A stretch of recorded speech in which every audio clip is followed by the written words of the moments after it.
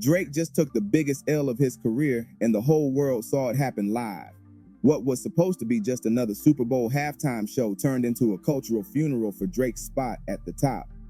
Kendrick Lamar didn't just perform, he shut down the entire rap game with one of the coldest moments we've ever seen on a world stage. And the craziest part, it wasn't just the fans who crowned him king. Big names like LeBron James, Snoop Dogg, and 50 Cent lined up to back Kendrick, while Drake was left looking salty, silent, and iced out of his own circle. We're talking about celebrities turning their backs, his own peers vibing to his rival's music, and even his ex calling Kendrick a prophet. That's beyond disrespect. That's cultural exile. The question now is, how did we get here, and what does it mean for Drake's future? Is this the end of his run as hip-hop's #1, or does he still got a comeback in the tank? Strap in, because this story has everything: betrayal, shade, legends picking sides, and a Super Bowl moment that might go down as the biggest power shift in rap history. Drake just got iced out by the celebrity circle, and the way it all went down was wild. You could feel the shift in the room when Kendrick Lamar took over the Super Bowl stage. That wasn't just a halftime show, that was a cultural earthquake. Everybody saw it, and everybody knew what it meant.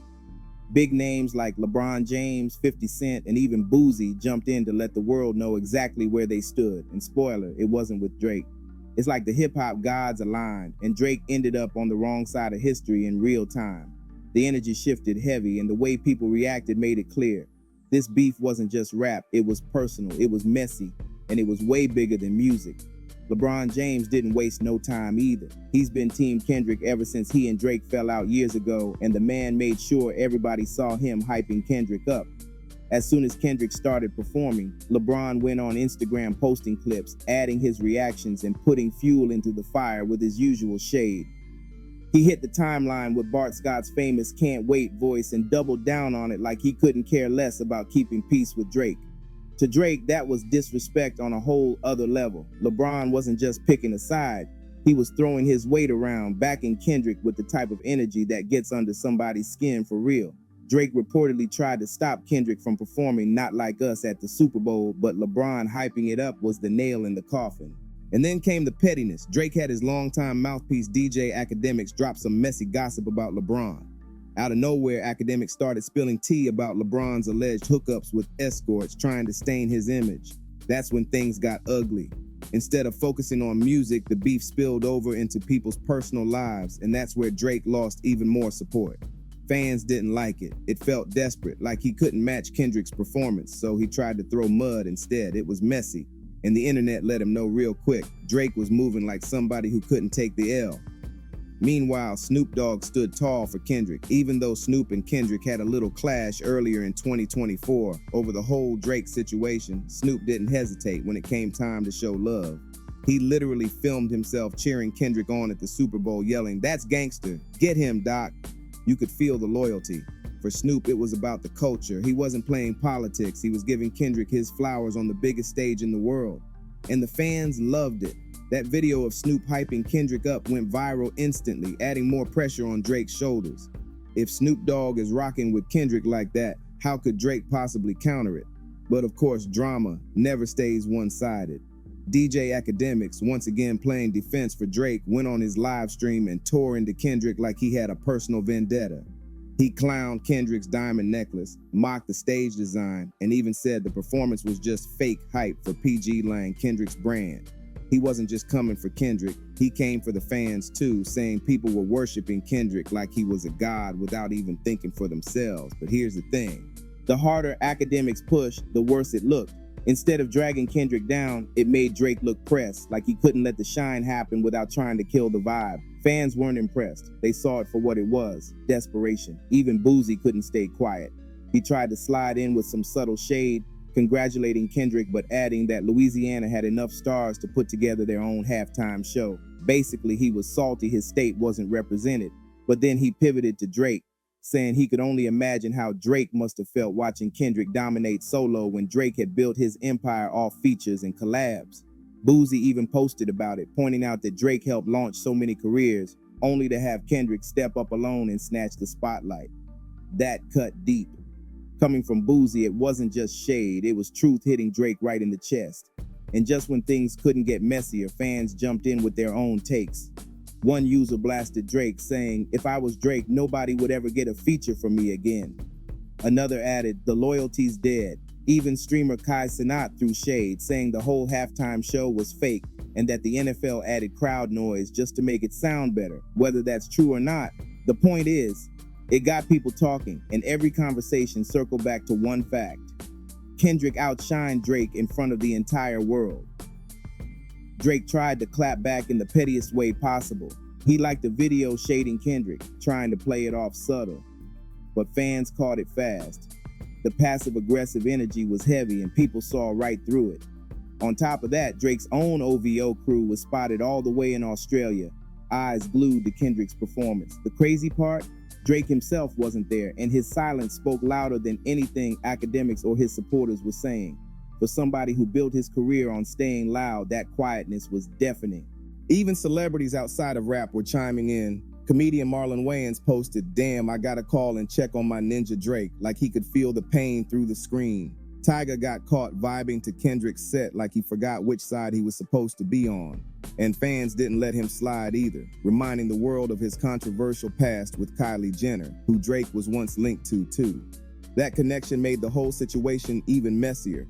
When Tyga is happily rocking out to Kendrick while Drake's catching heat, you know the tide has turned. And then there was Chris Brown, who simply posted, "Wow, Ducky." That one word said it all. Kendrick had delivered something so powerful, even his peers were left speechless. The real twist? Drake's ex came out showing love to Kendrick, calling him a prophet and thanking him for carrying the culture on his back. That's not just a compliment, that's a dagger straight to Drake's chest. Imagine your ex calling your biggest rival the chosen one. It was cold, it was savage, and it made Drake look like the loneliest man in hip-hop at that moment. Kendrick's crew wasn't quiet either. J-Rock jumped on social media with fire emojis, letting the world know that K-Dot went crazy. Killer Mike called the whole performance straight rap-ish and brilliant, making it clear Kendrick didn't need gimmicks, just bars and breath control. Jermaine Dupri even stepped in, praising Kendrick's live delivery, pointing out that he wasn't lip-syncing, no backtracks, no shortcuts. He rapped every single word live in front of millions, and that's what made it hit harder: authenticity. People couldn't say the same about Drake, who's been accused for years of relying on backing tracks and safe performances. The difference in energy was clear as day. Then came 50 Cent, and when he speaks, people listen. He said flat out that Kendrick deserved the Super Bowl spotlight because he's the guy right now, period. No debating, no what ifs. According to 50, Kendrick shut down the conversation about who's bigger. That's bold, but the way the hip-hop community reacted, it felt true. Some fans even joked this was the longest funeral in hip-hop history, saying Drake's career was being buried performance after performance. Others went further, saying Kendrick didn't just win a beef, he elevated it into mythology, like a legendary saga people will study decades from now. One fan comment stood out. Kendrick looked right at the camera and said, "Hey Drake," and that stare alone was a mic drop. That single moment became a meme, a gif, a cultural snapshot of Drake being ethered live on stage without Kendrick even saying his name. It was poetry without words, a diss without bars, and it stuck with people more than any Instagram post or academics rant ever could. At the end of the day, Drake's silence said everything. He didn't drop a diss, he didn't clap back with music, he just watched his name get dragged across the world stage. And fans knew he was salty, real salty. Kendrick didn't just throw shots, he used the biggest platform in the world to crown himself king. And whether Drake liked it or not, the respect for Kendrick was now locked in. Now the question hanging in the air is simple: where does Drake even go from here? For years, he was untouchable, the guy with the Midas touch, turning every feature, every collab, every verse into gold. But now, the throne feels shaky, and people are questioning if he can really bounce back. Kendrick's Super Bowl takeover wasn't just a performance, it was a public statement, a declaration of dominance. And with the culture riding that high, Drake is stuck in the shadows, watching the crown slip away piece by piece. Let's be real, Drake's strategy has always been consistency. He's not the type to disappear for 3 years and come back with a masterpiece. He floods the charts, keeps his name everywhere, stays in people's ears non-stop. That worked for over a decade, but now it's starting to feel stale. Fans are saying the music isn't hitting like it used to, the energy feels recycled, and the innovation isn't there anymore. Meanwhile, Kendrick pops up less often, but when he does, he shuts down the entire game. That contrast is brutal. Drake is dropping more but being remembered less, while Kendrick drops less but leaves moments that people replay for years. That's why the Super Bowl hit so hard. It wasn't just music, it was a cultural checkpoint.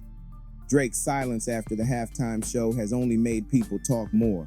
Instead of clapping back on wax like the old days of hip-hop, he's been letting DJ academics and subtle likes on Instagram do the talking. But fans aren't satisfied with that. They don't want to see their supposed king hiding behind gossip blogs or petty shade. They want music, they want bars, they want emotion. And Kendrick gave them all of that on the biggest stage possible. That's why people are saying Drake is losing his grip. He built his empire on being everywhere, but right now it feels like Kendrick has made him invisible. What makes it even tougher for Drake is the betrayal angle. The same artists he helped put on, the same ones who benefited from his cosigns, aren't standing by him now. Tyga vibing to Kendrick's set, that's not just embarrassing, that's symbolic. Boosie calling out how Drake boosted others' careers only for them to leave him hanging, that's a dagger. Even Chris Brown, who once had a shaky history with Drake, gave Kendrick his flowers without hesitation. It feels like everybody's ready to move forward with Kendrick leading the way, while Drake is stuck in the past, trying to remind people of his glory days. And here's the cold truth. Hip-hop has always been about evolution.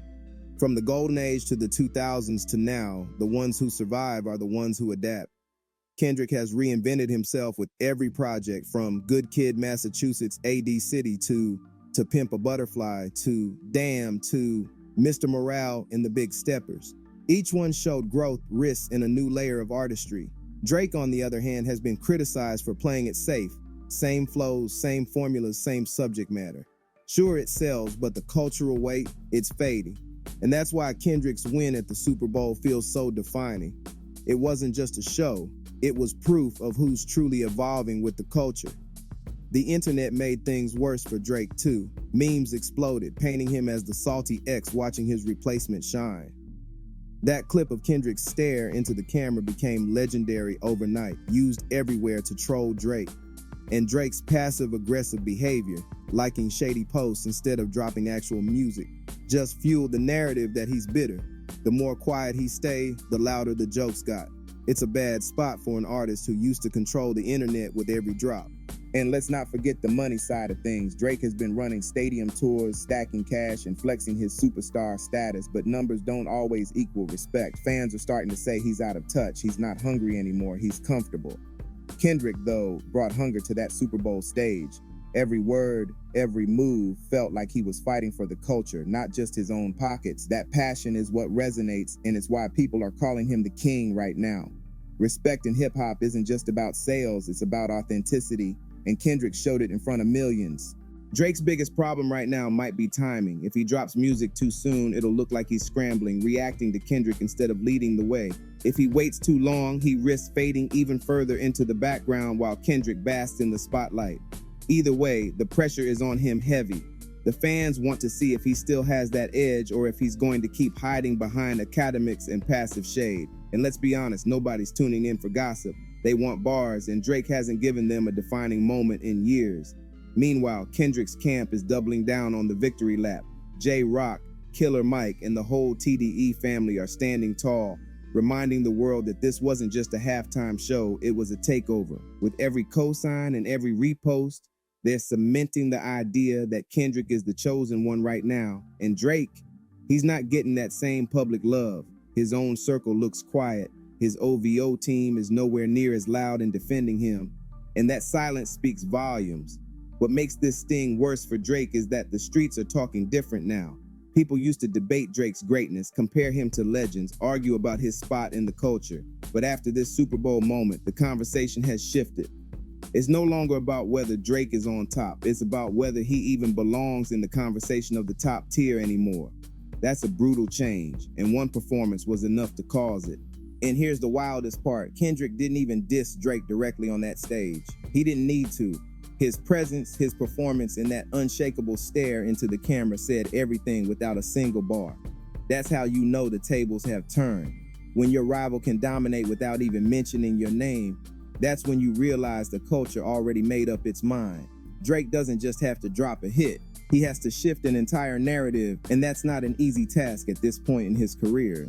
So now everybody's asking, is Drake finished, or does he still got one more comeback left in him? History says Drake knows how to bounce back. He's taken shots before, from Meek Mill to Pusha T, and somehow managed to stay on top.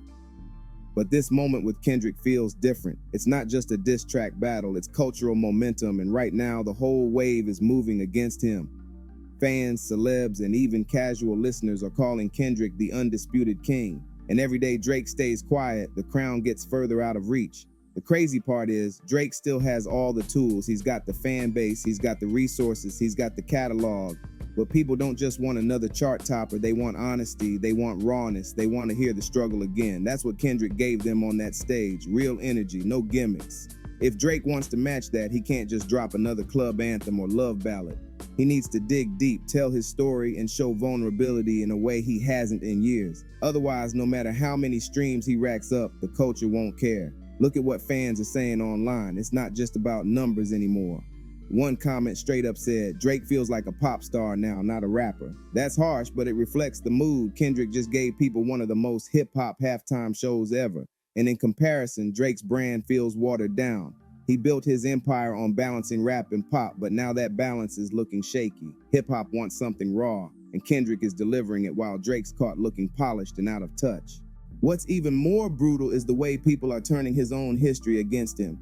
Drake was the feature king, the guy who gave other artists a boost with one verse, but now those same artists, or the new generation he inspired, aren't returning the loyalty. Tyga vibing to Kendrick, Boosie throwing shade, and even his ex hyping Kendrick up. It paints Drake like the guy who built a ladder for everyone else to climb, only to get left behind at the bottom. That narrative is dangerous because it makes him look disposable. And that's the last thing you want in a culture that thrives on legends. And let's not ignore the fact that Kendrick isn't just winning with music, he's winning with image.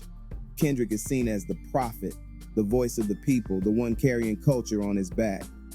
Drake, meanwhile, is getting memes made about him looking salty and petty. In hip-hop, perception matters just as much as bars, and right now, the perception is Drake is slipping. That's why even neutral celebs like Marlon Wayans felt the need to check on him publicly. It looked like the whole world could see him taking an L in real time. If Drake wants to flip the script, he's got to remind people why they called him the boy in the first place. He can't run from this moment. He has to meet it head on. Maybe that means dropping a raw project with no radio polish, no TikTok bait, just bars and truth. Maybe it means confronting the culture directly, addressing Kendrick, addressing the fans, and showing that he's still got fight left in him. Because right now, it feels like Kendrick wrote the last chapter of the story and Drake is just sitting in the margins. Fans are waiting to see if he'll crack or if he'll fight.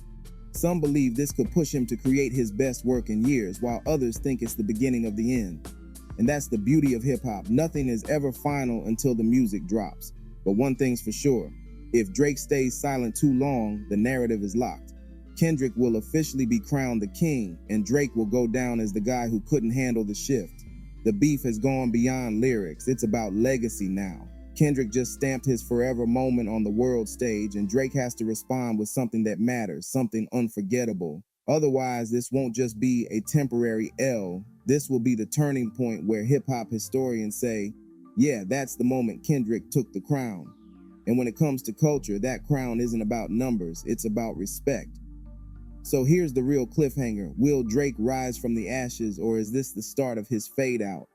Fans, blogs, even his rivals are waiting on the answer. But until he speaks, until he raps, until he delivers, the silence will keep getting louder. And right now, Kendrick Lamar isn't just winning the battle, he's writing the history books while Drake watches from the sidelines.